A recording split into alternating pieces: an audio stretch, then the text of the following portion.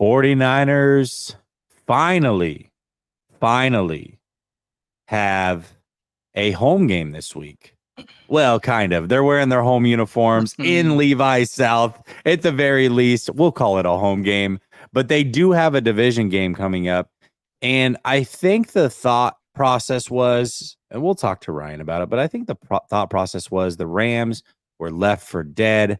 They were rebuilding. Maybe they were in the Caleb Williams sweepstakes. But after week one, maybe not. Maybe that is not the case. So we are definitely going to talk about this game a ton, break it down every which way from a 49er fan to somebody who covers the Rams, and we're going to do it all next.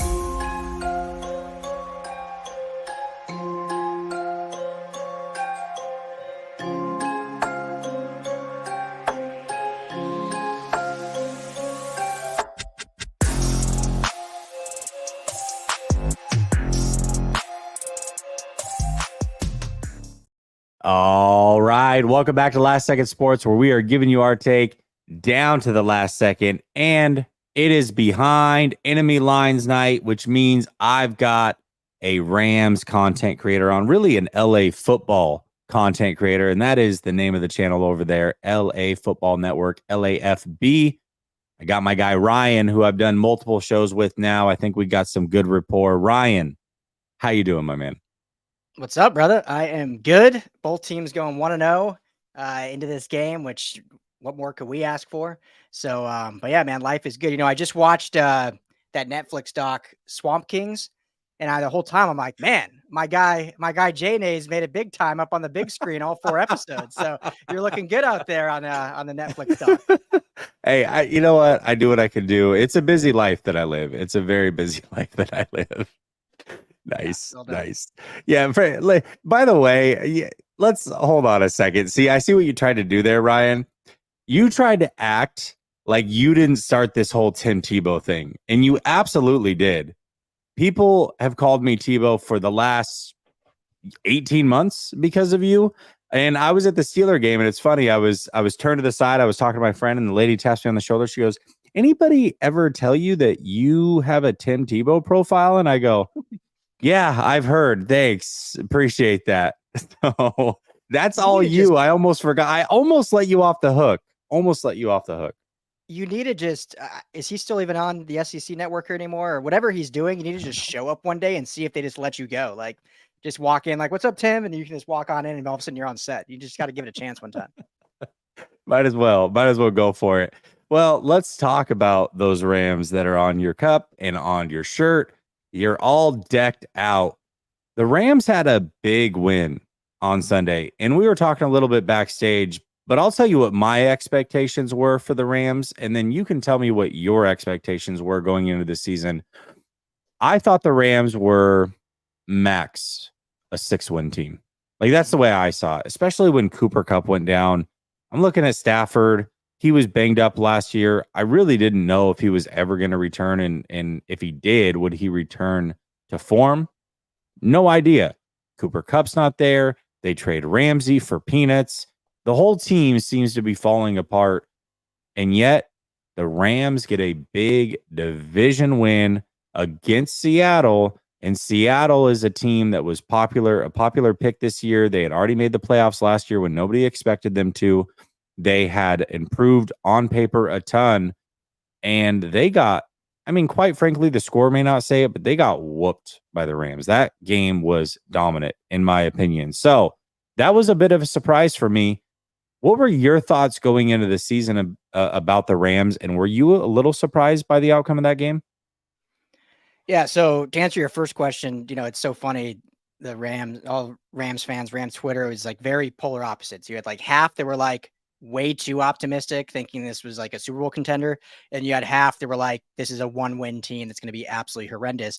Like everything in life, as we all know, it's usually somewhere in the middle. So I was very much more on the lines of, I thought their floor was 6 wins. I thought their ceiling was 9 wins. I thought they could push the envelope, get to that 9-win threshold, just because of the quarterback play in the NFC is, as we all know, not great, or at least in the offseason. We'll see how it turns out as the season goes on. But they thought they could steal some games just because I knew, I shouldn't say no, but I knew from watching and talking to people in the organization that Stafford was back to his normal self, and his arm was stronger than ever. And, the McVay was in better spirits than he's ever been. Donald was super happy to be back. Cup, before he got injured, was looking great. And then there was just kind of this like F it attitude among all these young rookies, because they don't know any better. Like, they're just going to go out there and ball, and there's no like previous, thought process to what they had. So I was like, this is a team I think is going to surprise people. They're going to, like I said, a 9-win kind of ceiling, which, in the NFC, I think can sneak in the playoffs. And once you're in the dance, you never really know. But all that being said, I didn't think they would go out and slobber knock the Seahawks like they did, especially in the second half, giving up 3 yards in the second half. I mean, Geno Smith threw for 120 yards and they had 180 yards total.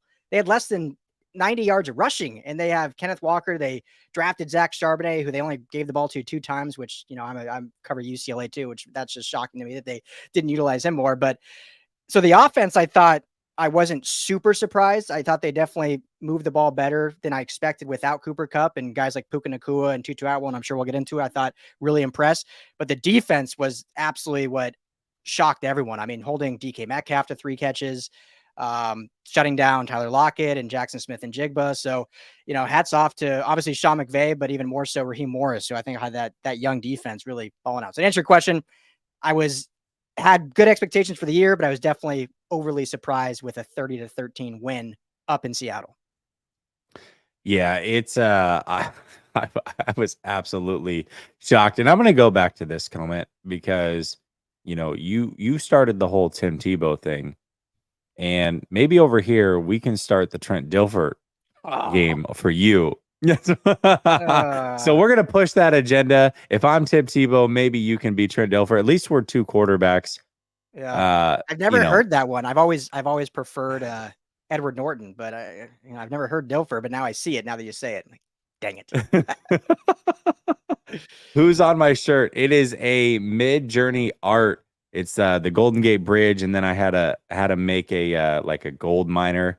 I think it's pretty cool. I like it. It's got the Last Second Sports down below. So yeah, I enjoy it, man. I appreciate it. But yeah, I was surprised. Now there was some really, really good games by a couple guys. You talked about Tutu Atwell, which, they drafted him a few years back now, and he really hasn't broken out, but now you're starting to see it a little bit.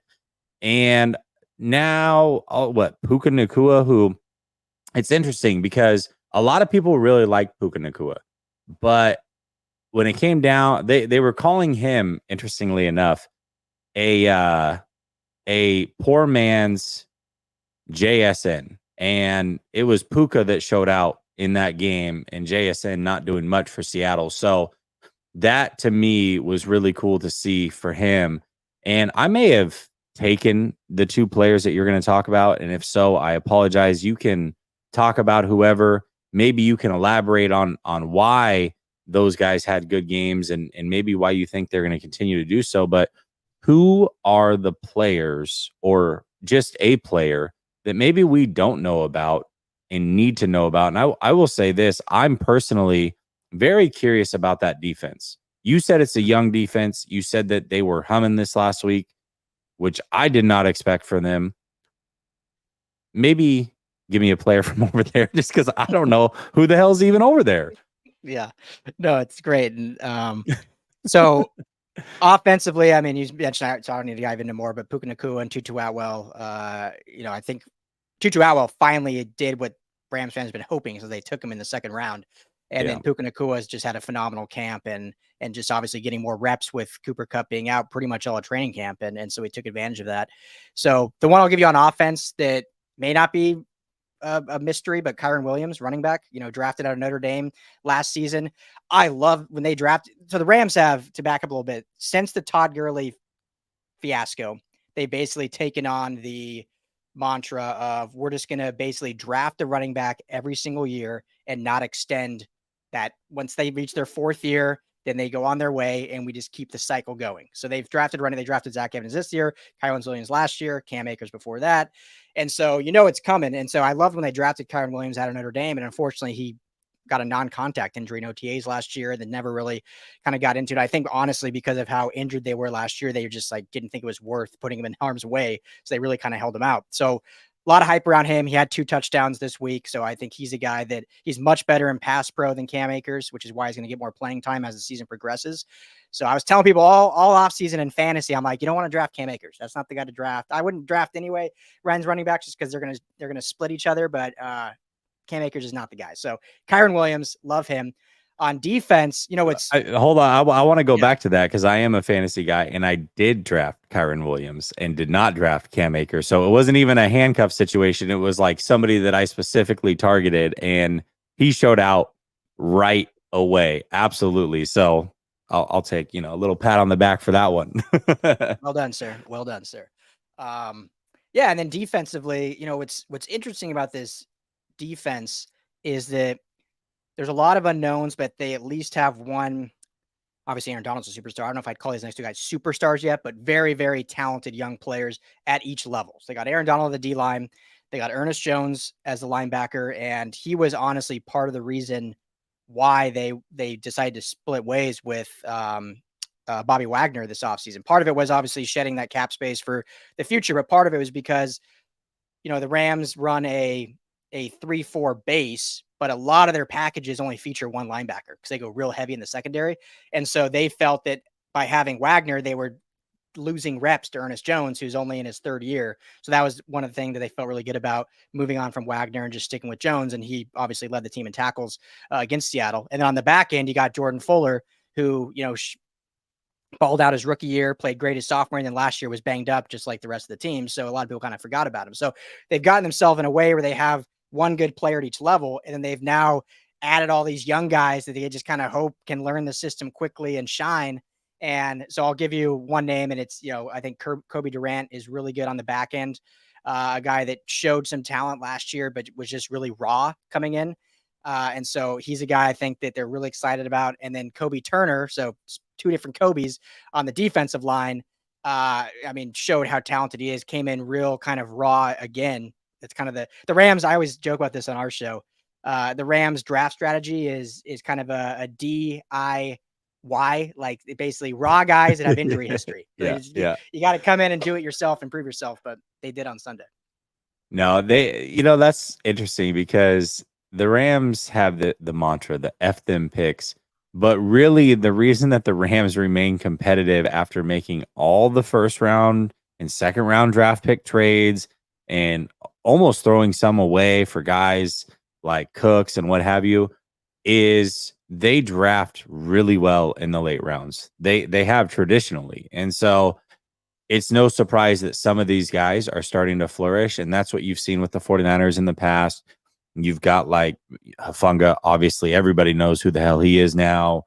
And Dre Greenlaw, who's smashing it on defense. Diamador Lenore, very good corner. So, yeah, there you go. So that's the 49ers have done well with that also. They don't say F them picks, or at least they haven't traditionally, but they've kind of effed off them picks early on. So the same difference. It doesn't matter either way. But those are some of the late round picks for the 49ers that have definitely stepped up over the years. And you're seeing it come to fruition with the Rams as well. And it's funny because, again, I look at it as an outsider and say, all right, max 6 games. And maybe that's still the case. Week 1, I'm not going to overreact to a lot of things. We don't know how the season's going to play out. But usually, if McVay, very good coach, has a Super Bowl, sounds like he wants to start a family, easily could have left this whole thing and gone into network television and made a crap ton of money, much easier job. There's a reason he came back. He obviously felt pretty confident in the young talent that's there. And that's not just a this year thing. That's probably a few year thing where he's going to try to stick this out and just see how it turns out. But there was something that he knew that maybe us outsiders to the Rams didn't know. And it sounds like you were obviously on top of it, knowing your team. But that's something that maybe we underestimated as 49er fans potentially.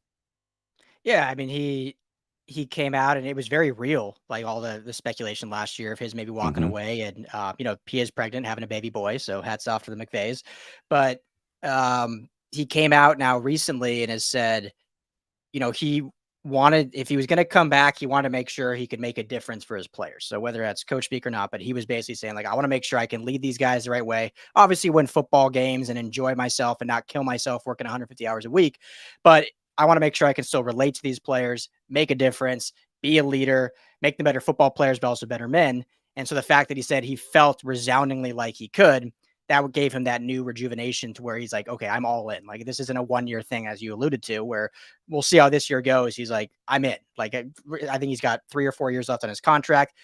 Maybe he's done after that, but for at least the foreseeable future, he's back in LA and coaching this team. And obviously I think rightfully so. And we get to enjoy this McVay Shanahan rivalry for so much longer. So I have a quick question for you, if I may, unless you want to jump in real quick. Of course. No, go ahead. So obviously, I'm sure you talked about it extensively after the game, doing it live and whatnot. So you don't have to go too much into details for most of your audience. But I wasn't surprised by the dominance the Niners showed over the Steelers. I, for one, think the Niners are probably from top to bottom the most talented roster in all of football. Obviously, very well coached. You lose a guy like D'Amico Ryans, but you replace him with a very big, capable, very smart defensive coordinator that they brought in. And I thought they drafted fairly well as well. I also was on the side that I thought Pittsburgh was getting, I think, overhyped this offseason. I love Mike Tomlin. Never had a losing season. Like, the dude is just unbelievable. But I mean, we don't know Kenny Pickett's going to make that leap. Matt Canada is still the offensive coordinator. There's no innovation there. So I wasn't shocked at all by the game because the Niners are so talented. Pittsburgh, I think, was overvalued. Just were you surprised by anything, or was it business as usual for you at that 30-7 win? No, I was very surprised. And I'll tell you why, because the 49ers clearly had the better team. That was not the question. And I actually did not pick the Steelers going into this season to make the playoffs. So I've got a team that I think potentially could win the Super Bowl in the 49ers, and then I've got a team that I'm not picking the playoffs. On paper, it could be a blowout, but the way that I saw it is Tomlin in week 1 always has those guys ready. Last year, it was Burrow. The year before, it was Allen. They were able to get wins there. Burrow looked awful last year, 3 interceptions in that first game. They were at home. Early game, by the way. 49ers traveling cross country. Steelers once again played a lot of their starters, all 3 preseason games. So I figured if any team week 1 was going to be ready to go, it would be the Pittsburgh Steelers. Not that they're more talented, but just because they would be ready. The 49ers traditionally do start off a little bit slower. They've had the 2-4 start, the 3-5 start. They've turned it around, and they've made deep runs. I did pick the 49ers to win. There was no way I was going to pick against them week 1, but I thought it would be close. I said it would be 23-20, and I was absolutely wrong. And I was at the game. You knew right away. As soon as they got that stop in that first touchdown, I looked to my friend, and I'm like, this thing's over. It's already over. There's no way that they're going to be able to keep up with the 49ers from this point on. You felt it in the stadium, and it became clear very quickly. I was shocked that they chose to receive when they won the coin toss, did the Pittsburgh Steelers. I think that was a major mistake on their part, and the 49ers went and handled business. So, yeah, I was actually a little surprised at how big of a margin that game was. Yeah, I mean, it's I guess I wasn't, but it's you cover the team a lot more extensively, so yeah, well, I don't mind being wrong, especially when it's in favor of them smashing another team. I loved every second of being wrong. And the other thing is this: there was so many unanswered questions going into that game, and not that all of the unanswered questions means that things are going to turn out bad, but you just don't know. The 49ers got rid of Robbie Gould this offseason. They drafted Jake Moody in round 3, which to me, you just don't take kickers in round 3, but they did. And I wasn't going to go there, but yeah, right. He struggled his ass off during the preseason. I mean, every kick was an adventure, I think is a nice way to put it. And then he was injured and unable to play the final preseason game. So he's coming off of injury. He showed no confidence in the first 2 preseason games, missing extra points, missing kicks. Even when he made them, it was like tight. So I'm thinking to myself, man, if the game's on the line, can we trust him going into week 1? And I thought it would be a close game. Well, you know what? Jake Moody was really freaking good. Everything was right down the pipe. there was no reason to question him, I guess, in hindsight, because he showed out. Another question: could the 49ers be a dominant run defense again? They were giving up tons of yards in the preseason. I get it's preseason. You can't take everything off that, but they were absolutely getting gashed. And then you couple that with the new defensive coordinator, and you're thinking, all right, is it the defensive coordinator? Is it Javon Hargrave that's not a good run defender? What exactly is it? Well, they can stop the run, it turns out, no problem. So there was just some questions that needed to be answered going into that game. Some were, most were. There was one that was not, which was the right side of the offensive line. We'll talk about that, I'm sure, a little bit later. But for the most part, they answered all those questions. And that's why that game ended up being a blowout. So, There you go. Brother Bob says, let's get to it. Fuck it. Niners 41, Lambs 10, keeping my receipts. All right. Well, you picked a blowout last week and I doubted you. So I'm not going to doubt you this week. I think my score will be a little bit closer. All right. Let's talk about maybe a reason to be confident in this game. And I don't know who you're picking yet, but the Rams are coming off of a win against a division opponent. What is a reason that Rams fans should be confident going into week 2 for this upcoming game? It's a great question. I would think with how poised Matthew Stafford looked and how confident, or I shouldn't say how much better and improved the offensive line looked. So I don't know how much you've been following Rams offseason, but the offensive line obviously was abysmal last year. They had like 13 different starting lineups, the most in the NFL because of all the injuries. And so even going into this year, there was a lot of unknown who the starting five were going to be. And they were shuffling guys. They obviously drafted Steve Avila as their first pick out of TCU and didn't play together in the preseason because McVay obviously never plays starters in the preseason, like a lot of coaches. I was one pound on the table, like these guys need to at least play one game. Like, come on, or like 2 drives. Give me that. Like they've never played together. There's 5 new guys there. So never did it. And so that was like my biggest concern was like, I know Stafford's back and healthy. I know they've got a good running stable there. I know with Cup back, but even without him, they do have talent as receivers. Tyler Higbee's kind of the stalwart as a tight end, but are they going to have time to do anything with that offensive line? And it's a different beast going against the Niners because your guys' defensive front and front 7 is probably the best in football, if not the best, 1A, 1B, whatever you want to call them. The Seahawks are not there, but Matthew Stafford was untouched basically all game. The running game, I mean, they ran the ball 37 times. I mean, the running game was going fairly well and fairly smooth. So I'm not 100% confident just because of how good the Niners front line is. But if there's to answer your question, if there is an exuberance of confidence, it would come from the offensive line showing that they could do what we didn't think they could do going into the year. And that was play consistency, be gap consistent across all 5. There wasn't a true weak link in that. Alaric Jackson played great at left tackle. Steve Avila looks like an absolute man child out there as a guard, and Coleman Shelton I think showed out as his true starting center, taking over for Brian Allen last year. So I think the offensive line is where I would put the confidence, which you couldn't say that even in their Super Bowl year, that probably wasn't the most confident position. So that's a good sign, at least through 1 week. Yeah, the more that I listen to you, I don't think that it's that far-fetched that the Rams could be this year's Seattle Seahawks. I mean, let's look at it realistically here for a second. Seattle last year, I mean, going into this season, I think most people, especially not Seattle fans, were looking at them the way that maybe we're looking at Rams fans, which is, the Rams football team, which is 5 to 6 wins. That's the ceiling. And they came out. They had a big win week 1, which everybody was surprised about. They beat Russell Wilson and the Denver Broncos, and then they got mollywopped week 2 against the 49ers, which may also happen to the Rams. We'll see. It's interesting that the week 2 opponent's the same, by the way. But then slowly but surely, the young talent started to figure out how to play in the NFL. And they had a quarterback who was playing really good football, who's a veteran in this league.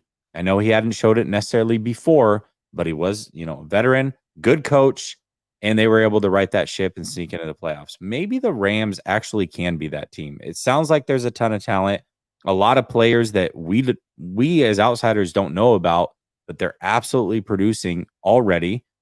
You've got the coach, you've got the quarterback. Maybe, just maybe, if Cooper Kupp comes back healthy, they might be this year's Seattle Seahawks. I'm the more I'm listening to you talk, I think that that's a possibility. I really do. Well, and that was kind of like my ceiling going into the year was I think Mhm. just you look at the talent in the NFC, and it's not that far fetched that because of the organization they have, because of the coach they have, and because of the quarterback they have, that there's an opportunity there to steal some games away and surprise people. So yeah, I'm not going to sit here and say they're a Super Bowl contender after 1 week. I'm not even going to sit here and say they're better than the Niners after 1 week, but I think they, although it was more than what I expected at 30-31, but I think they showed kind of what I had anticipated, that they're going to be a competitive team because they have their stalwarts in place and they're able to do that. So one thing before I go back, before I don't know if you have your next question or I'll do, but I saw a No, comment go. from a guy named BMax. I'm not trying to call anyone out or anything, but I saw him say it was more about the Seahawks defense playing bad and the Rams offense playing good. And I Mm, would push back against that a little bit. Now, I think the Seahawks defense did play a pretty porous game by their standards overall. But if you watch the tape, you watch the game, I mean, the Rams offense was kind of clicking on a lot of different levels. And part of that was Stafford hitting, I don't know if you saw that kind of flag route to Puka Nakua yeah. in between a tight window. I mean, he was hitting throws we've seen him make his whole career. Just no one, everyone talks about, Mahomes and all these other guys, where Stafford's kind of the starter of those throws. And he was doing stuff like that. Some of the route concepts that McVay was doing was getting these guys open in space. And like I said, Kyron Williams was doing great in pass pro, but also looking very comfortable catching the ball in the backfield. And they were committed to the run, running 37 times. So I'm not sitting here saying that the Legion of Boom was back and the Rams exposed them, but I do think the Rams offense does deserve a little credit that they were able to do a lot of things that exposed the Seahawks defense. It wasn't just them playing bad. Oh, and I think at least on paper, the Seahawks upgraded their defense in a massive way this offseason. So and especially, I mean, especially that secondary is improved, and it was already pretty decent in Seattle going against some.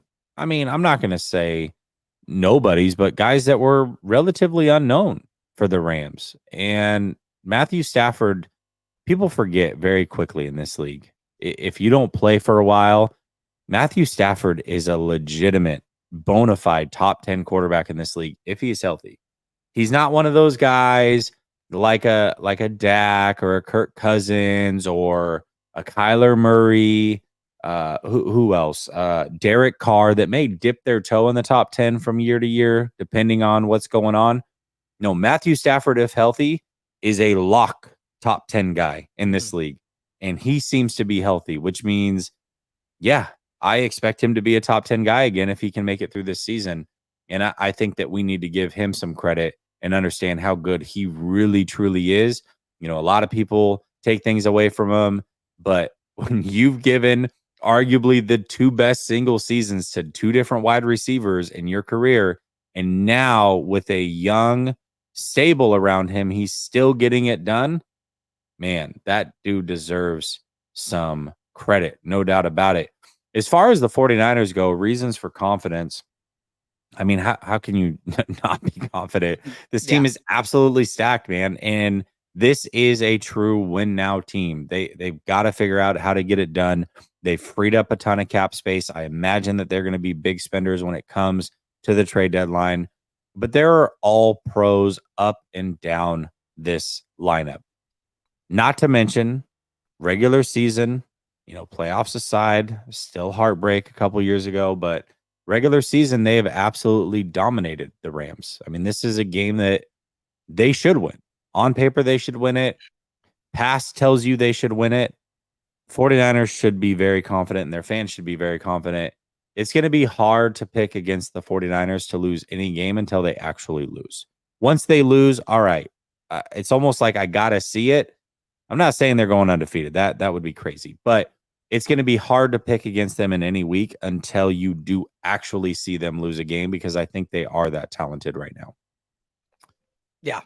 I agree. I mean, I agree 100%. It's just was on a show last night, kind of one of our other shows we were doing like on the Rams angle, and yeah, we're just talking like, man, it's what deficiency do they have? Like, what weakness do they really have at this point? And we'll see if anything gets exposed. But there's nothing on paper and through 1 week where you can say that's what we're going to attack and have success doing that. It's it's going to be tough.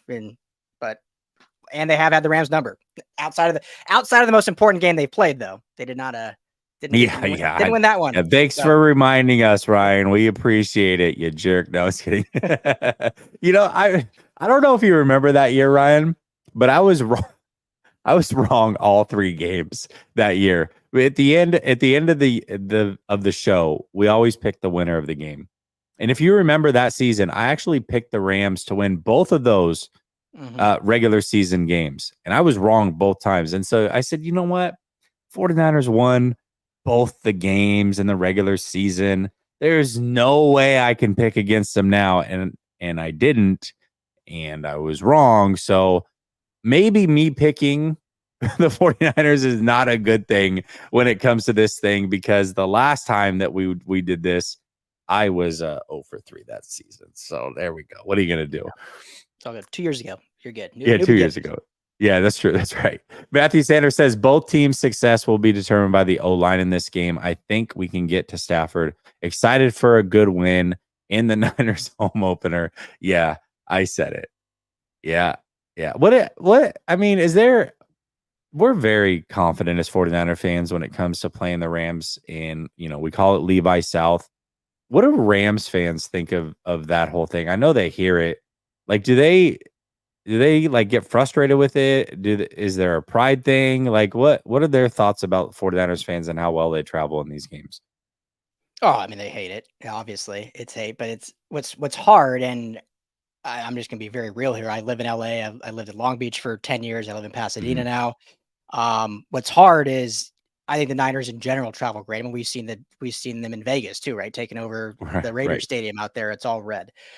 So we know I'm not saying they don't travel great, but LA is home to a lot of Niner fans. So it's not just them coming down the 5 to this game. A lot of Niner fans live here. And what's funny is most of those Niner fans are diehard Dodger fans and diehard Laker fans, but then they're Niner fans because there was no team here for 21 years.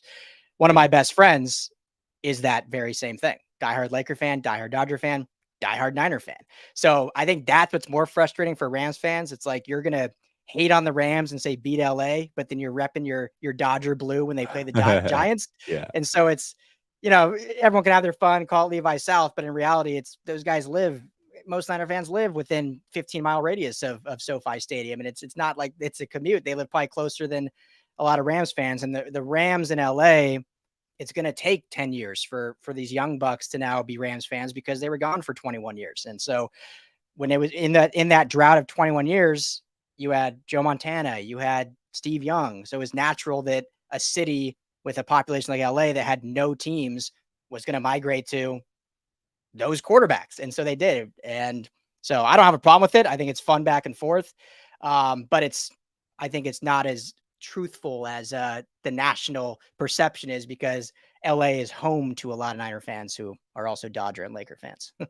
Yeah, no, it is. It's very, very interesting. No doubt about that. All right, let's get to this next one here. So we talked about reasons to be confident. Give me a reason why Rams fans should be concerned going into this game.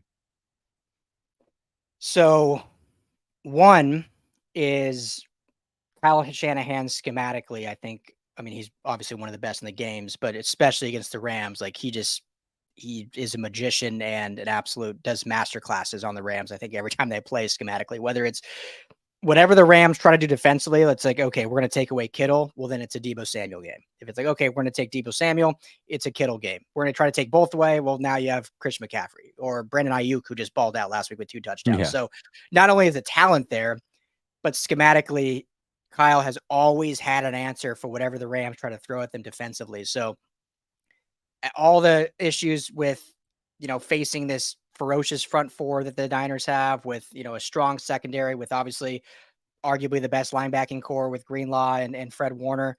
I still think the Rams offense will have some success. I'm not saying they're going to blow it out of the water, but I think they'll be able to at least put up 20 points. But defensively, my concern is like, there's just so many weapons. What do you stop? And you guys lose Mike McGlinchey, and your offensive line still looks like it's better than most. So I just think that's kind of what my concern would be, is like, how do you slow down this scheme? Because no matter who you key in on, Kyle Shanahan always seems to find a way to get one guy to be his moment. So that would be my biggest concern, is, schematically, how do you slow these guys down? Yeah, it's very, very tough. I don't think there's many teams that player for player can match up. It's almost like you just hope that they have an off day. And I think it can be daunting looking at it.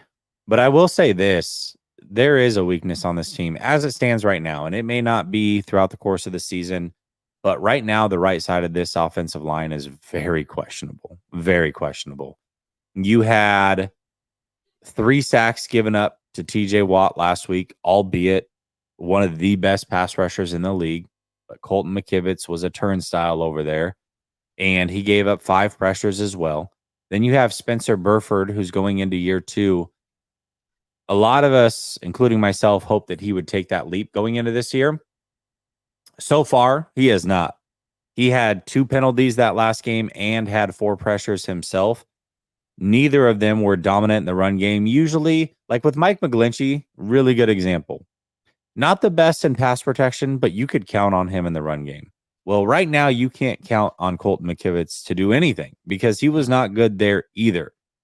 So when I look at somebody like Spencer Burford, and I look at the 49ers, who traditionally have done a very, very good job against Aaron Donald, he almost does nothing in these games. I don't know if that's going to be the case this weekend. Now, I'm not saying it's going to be the reason that the 49ers lose necessarily, but Aaron Donald, I think if he gets matched up with Spencer Burford and gets some one-on-one looks, I think that is an area where he could absolutely wreck the game. And I am worried about potentially that happening. So the right side of this offensive line, ultimately, long-term, if the 49ers are going to be real Super Bowl contenders, and I think they can be, they absolutely have to figure that thing out. They cannot roll with these 2 guys on the right side if they're going to continue to play this way. And if it comes down to it, how do you replace them? I don't know. During the season, that is tough to do. So hopefully they can step it up. But right now, the right side of the line, it was in question coming into the season. I talked earlier about how the 49ers answered a ton of questions in game 1. Well, that was the one that they did not answer, and there's still a lot of questions there.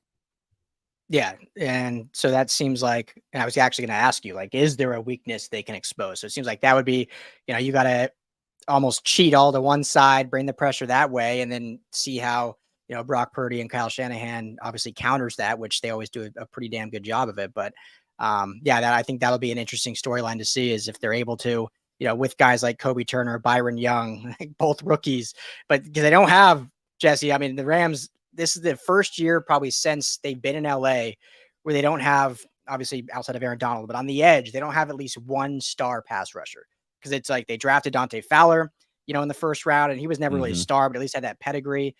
They traded for Floyd. They traded for Von Miller. They always had at least one guy that kind of showed out. Well, right now they got Michael Hoyt and a bunch of young guys that are kind of just rotating in, Byron Young being one of those who played very well last week. So will those young guys be able to expose that right side, or is it going to be the Donald show and up to him to have any effect is what's going to be. So throwing it to you. What's not to be confident, but what would you be concerned at all about facing this Rams team?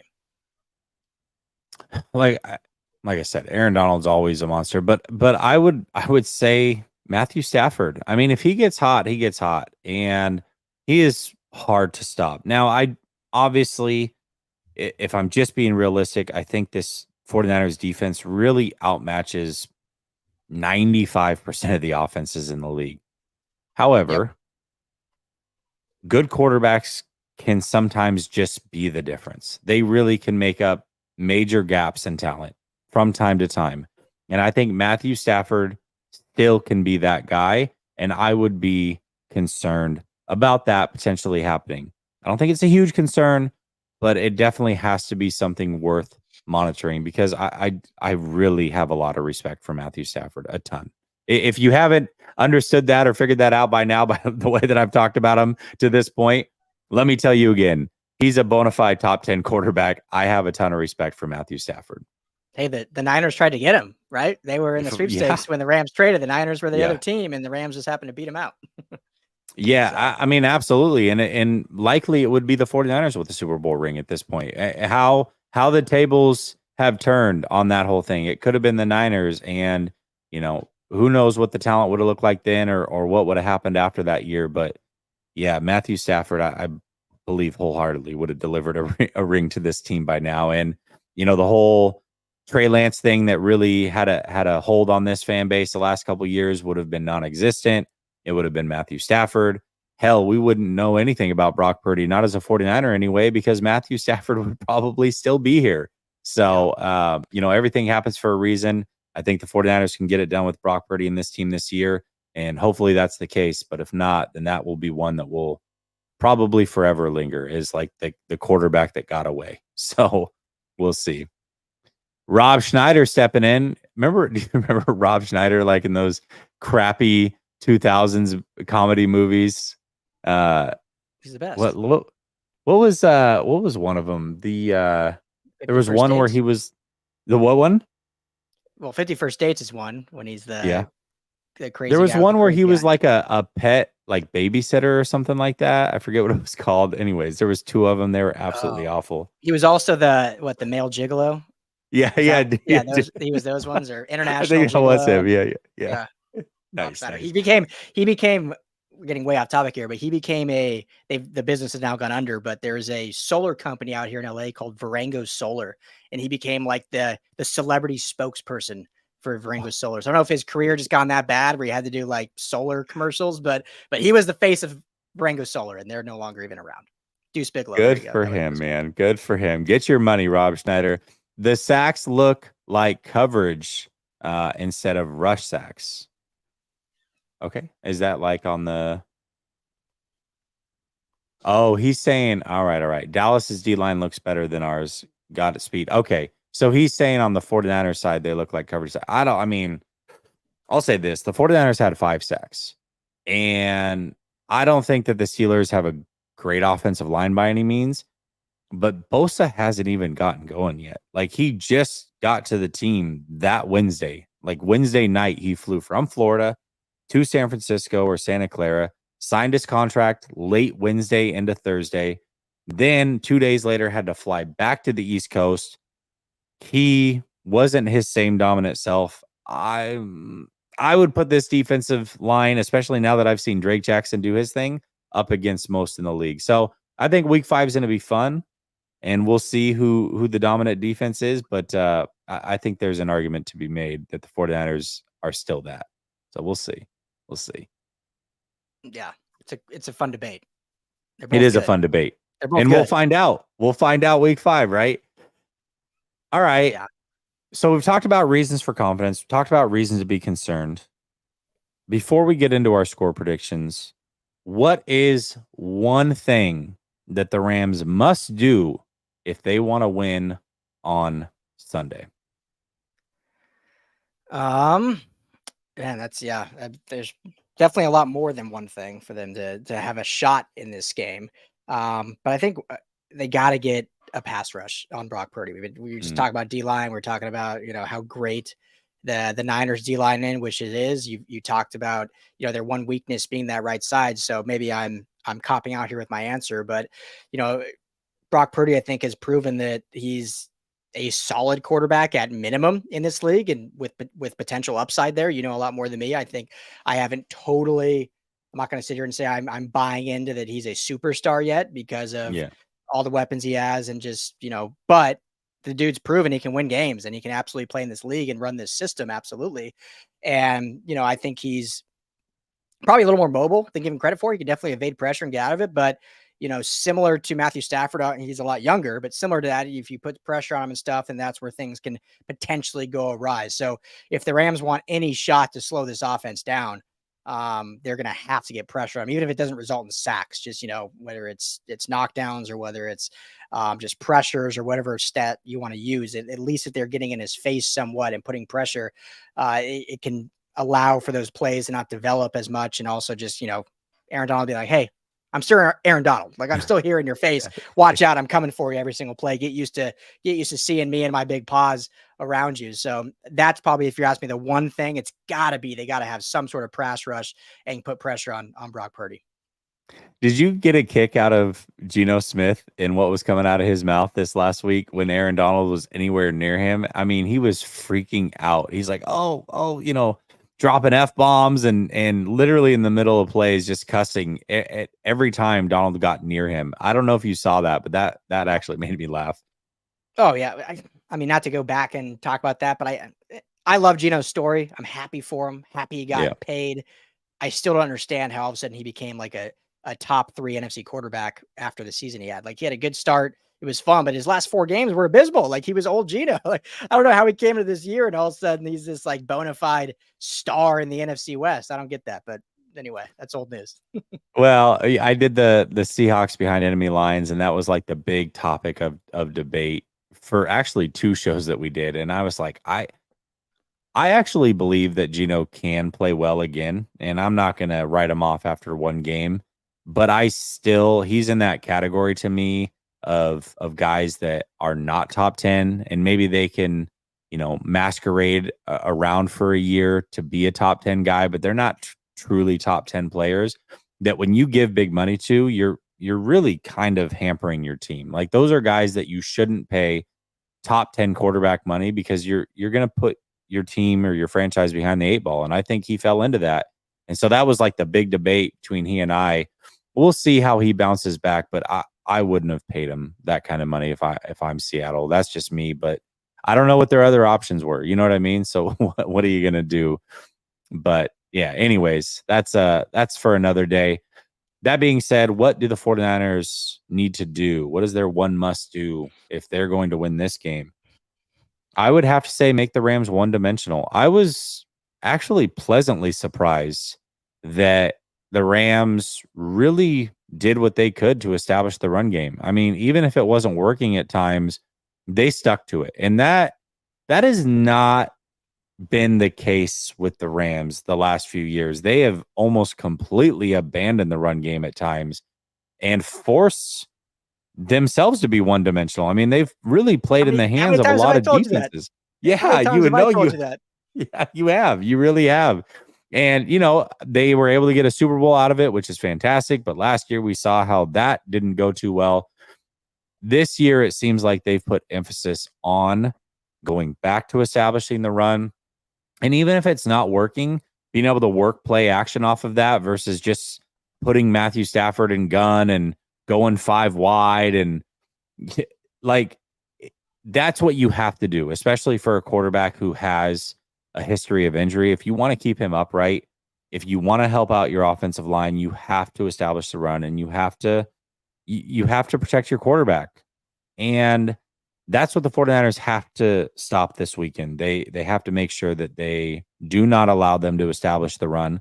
They have to jump on them early, much like they did Pittsburgh. Pittsburgh, I think, only had 13 rushing attempts or somewhere close to that. And that's what Pittsburgh wanted to do as well. They wanted to run the ball. They wanted to establish the run, but they couldn't. It was too fast that the 49ers opened the floodgates. I think the 49ers need to do that again. If they get deep into a third quarter and the Rams are feeling comfortable in the run game and this game's a 1-score game and you've got Matthew Stafford back there, I don't feel comfortable that it's a for sure win. I don't necessarily think we get to that point, but that's what the 49ers have to avoid, in my opinion, if they want to make sure that they win this game. Yeah. Yeah. I mean, and just to counter that, not even counter, but agree with that. Like, if the Rams have no pass rush, and if they run the ball less than 25 times, they're not winning this game. I mean, they have to commit to the run, whether it's working or not. And I say all the time, Jesse, like, I'm not ever going to sit here and pretend like I know more than these NFL coaches. I'll never disrespect them like that. They deserve all the respect in the world. But there are times when it's like, guys, we're 8 minutes into the game. Why are we just abandoning the run? Like, what are we doing here? Like, the whole defense then knows that. And the Rams and McVay have done that many times. You just mentioned Pittsburgh, and I know Pittsburgh got in the 8 ball quick, but the last thing you want to do as a team with as potent as an offense as Niner have is just keep giving the ball back quickly without your defense getting any blows. And so even if the run game isn't working, you're at least like you're giving your defense some time to catch their breath, and maybe you go 3 and out, or maybe you get a one first down, but then you punt and don't score. But at least you're taking some time to let your defense rest, and that then builds you up for the next drive to do something. And so they got to have 25 plus rushes to even have a shot in this game. Yeah, Trent Williams actually came out after the game, believe it or not, and was like, the Steelers went 3 and out so many times in a row that I was winded, and I was hoping that they could get a first down because I didn't want to go back on the field. Like that's how bad it got in that game, and they couldn't establish the run, and the 49ers jumped on them, and it got bad very, very quickly for them. So I think that's what the 49ers would prefer to do. Definitely, that's what I would prefer to see happen. Like I said, Pickett's one thing. Can he take a leap this year? We'll see. But Matthew Stafford, I have a ton of confidence in. And I don't want to see the 49ers be in a close game with the ball in his hands and a chance to win. I wouldn't be confident in that. That's just me personally. So, yeah, I don't think it can get there. And that brings us to the score prediction, which also I will say I don't think it does get there. I'm not going to go as outlandish as Brother Bob here, who gave us a score of 41-20, or excuse me, 41-10. But I think we might have a comfortable win, I'll say, by the 49ers. And I'm going to say the 49ers win 31-13. And they do exactly what I said they need to do to win this game. They jump out early, they hold the Rams off, and they win this game a little bit going away. And we'll see what it does to the rest of the Rams season. I mean, really, I think it might be a good omen for them. We just talked about Seattle last year. Nobody expected them to do the things that they did. They won week 1 against a team that they were not expected to win. Rams just did that. Then week 2, they got beat up a little bit by the 49ers, and we saw what happened to them. Maybe this is good for the Rams that they were able to lose this one, and maybe they'll bounce back and do what the Seahawks were able to do. But I'm going to go 31-13 49ers. What is your score prediction on this one, Ryan? Yeah, I think it'll be more competitive than most people think. I think the Rams proved that last week against the Niners. I think Sean McVay will call a better game than he has historically against the Niners in a regular season game. And I think we'll see some young players kind of show out and show some star performances. But all that being said, I don't think at this juncture in the season, especially without Cooper Kupp, that there's just enough firepower to keep up with this Niners team. And I think, I didn't love the Brett Maher signing. That was one thing. The Rams this offseason did a lot of things this offseason to obviously tear down what they had built. But the one thing they probably should have done was reinforce the kicking room, and they end up signing Brett Maher like a week before the season starts. And, he missed 2 last week. Granted, they were both 55 plus yarders. I'm not discrediting for that, but I think he probably misses 1 or 2 field goals again in this game, which I don't think will necessarily affect them winning or losing, but it could affect momentum swings. And when it's all said and done, I think they lose. So Niners win 31-21. But I think it's a hard fought battle, 10-point loss. I know it's an 8-point spread right now, so they don't quite cover, but I think they'll show a lot, at least in pride and in terms of what they can build upon. But the Niners at this point, one weekend, they're just too good right now to really compete with. I do want to ask you before we leave, actually, about Cooper Kupp. Cooper Kupp on the pup. Just looking at it from the outside, it really seems like he may not even play this year. And I say that because it sounds like what he's got going on there with his hamstring is something that the Rams medical staff couldn't figure out. And so they sent him out of the building to try to get it under control. What is the update on Cooper Kupp? And am I overblowing this thing? Or is that a real possibility? You think that he may not play this season, or at least most of this season with this thing? No, I mean, it's a real concern. I would say it's at this point, it's not DEFCON 5, considering they waited that long to put him on IR. I mean, they Yeah. waited until hours before week 1 or hours Yeah. before the kickoff started to put him on. So I think there was still thought that, he could be fine in a few weeks, but then they figured, you know what, let's just rest him. The last thing I've heard in terms of what the actual injury is something to do with a contusion in the hamstring, similar to what Stafford had last year with the neck contusion. Mm. And so definitely something that is concerning, but it at this point doesn't seem like it's anything season ending, but enough where he could have maybe been back in 2 or 3 weeks, but it was like, let's just put him on IR for 4 weeks, let him fully heal and get back. But I mean, it's definitely something that is uneasy in terms considering, you know, he was out 2 weeks in training camp, came back, practice, everyone was good, and then all of a sudden had this quote unquote setback and now is seeing specialists in a different state and then goes on IR right away. So it's not ideal. I feel like he'll be back after that 4-week IR. But it's definitely something to watch for because, you know, you never know with these things, especially when it is a soft tissue injury. If there's a lingering something like that, those go on forever, as we all know. Yeah, that's a tough break for Cooper Cup. I hope that he gets healthy, man. I think he's really fun to watch. I think the league missed him in Stafford last year, and hopefully we can watch him play this year. Abraham Muniz says, would you say that the 49ers wearing their home jerseys could be a mistake? It could motivate the Rams. I do like the Niners knowing it's Levi South. I think that's an interesting point. You know, I think I don't know what went into the decision. I really haven't had a chance to look into it. I just heard that that was going to be the case. I, I don't know. I mean, who knows? Is this? I mean, I'd have to go back and look at every game that they've played against the Rams. I mean, what do the Rams traditionally wear at home? They wear whites or do they wear blues or Typically, what? They wear typically they're whites. whites. So what are Yeah. they wearing this week? I don't know if they're gonna wear bone or they're blues. I haven't even looked. I got a guy that does jersey watch. I don't usually do that, but that's a good question. I I gotcha. mean, I'll just say this. If the Rams need that for motivation, then why show up? So, Yeah, you know, yeah, if true, they true, need true. that for their Yeah, motivation, then they got bigger issues. So I'm maybe sure they maybe definitely the know. extra motivation. I don't know, Yeah, but yeah, you're probably right about that. That's yeah. I mean, probably the the Rams, case. they've been here now, what, since 2016. So we're going on 6 years, 7 years.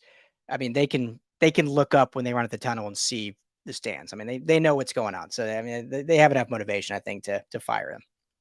Yeah, most definitely. Well, I'm gonna shout out your channel here for my guys watching over here on Last Second Sports. You know, Ryan just gave us an hour of his time. And interestingly enough, he and his channel don't only cover the Rams, they cover all LA football, which means UCLA, the Chargers, the Rams, USC. They cover everything that is football when it comes to the LA region. So you may not be a Rams fan, but you might be a USC fan or a UCLA fan. So make sure that you give them some love. Go check them out. And I always say this as well, but maybe you just want to troll them after the game. I'm sure that they would take the hits over there for you to do so. Go show Ryan some love. And hell, he just picked his own team to lose to the 49ers. So you can't be that mad at him. You really can't even hold him accountable if the 49ers win. So let's be clear about that. But again, if you want to know about opposing teams, if you want to know about teams across the league, always check out content creators because they have a passion for it and they know their team better than any national media could. So go give Ryan and the whole LA football network some love. Go check them out on YouTube. Yeah, I appreciate that, man. So, you know, we're just we're trying to really build out YouTube. I think you've crushed it. Like, obviously, you're killing it right now. Like, we've been more on the editorial side, and obviously our website, LAFB Network. And then with YouTube, we kind of had our main channel, and then now we've created 4 new team channels, which is what we have on right now, which is still very new, and we're building out. So we got specific for Rams, specific for Chargers, specific for Trojans, specific for Bruins, plus the main one. So, you know, we'll start figuring out this world of YouTube, but But appreciate the shout listen, out. let's hold on. Let's not downplay what you guys are doing over there. Maybe the YouTube side is something you guys are working on, and we can chat. We'll stay on and chat, and I'll give you everything that I know and try to help you guys out. But you guys are crushing it. You guys during the Super Bowl, when the Rams were in the Super Bowl, you were on Radio Frickin' Row. You talked to Pat McAfee. You were talking to all those guys. I mean, all the big names are there, and you were able to rub elbows with all of them. I think that is a testament to show you what LAFB has been able to accomplish, man. I think it's absolutely incredible. You guys are killing it. YouTube is the next venture, and I think you guys will do well there. And heck, I noticed that you guys broke up the channels. And not only that, you've got a couple of them over 1,000 subs, which means they're monetized. That's awesome. We're getting there. We're getting there. So I appreciate the love, but hey, I look forward to jumping on with you, man, every time. I wish we could do it more. If you didn't always have to do Niners, maybe if you want to do some other stuff and get into the college realm, and if you want to talk Florida and Tebow, we'll see. We'll have you on whenever you want. So hey, well, USC and Oregon, we can definitely have that conversation. You can hit me up for that. I'm an Oregon. Are you an fan, Oregon guy? So I'm an Oregon guy. Yes, sir. Okay. So maybe that's a conversation we can have. I'd be all for it. So Oregon plays Colorado, and the very next week, Colorado plays USC. So I'll be out. I'll be out in Colorado for that game, and I'm hoping Oregon gives Colorado their loss so they can kind of have some humble pie and get back down to their roots, I think. Well, I hope so too, man. That's going to be a hell of a game. I can't wait for that. All right, y'all. Thank you so much for tuning in. Thank you, Ryan, for coming on as always. And until next time, peace.